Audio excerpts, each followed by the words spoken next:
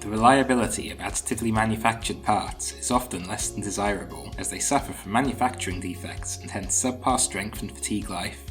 In this e-seminar, we will discuss how numerical methods are sought to provide insight into the process and help accelerate progress in raising the quality of additively manufactured parts. Join our e-seminar to learn how additive manufacturing processes can be simulated accurately at both part level and melt pool level using ferromechanical methods. Researchers and managers will gain an overview over the simulation process, helping them to understand the technology and its potential applicability to their businesses and organisations. November 6, 2019, at 11 AM Eastern and 5 PM Central European Time.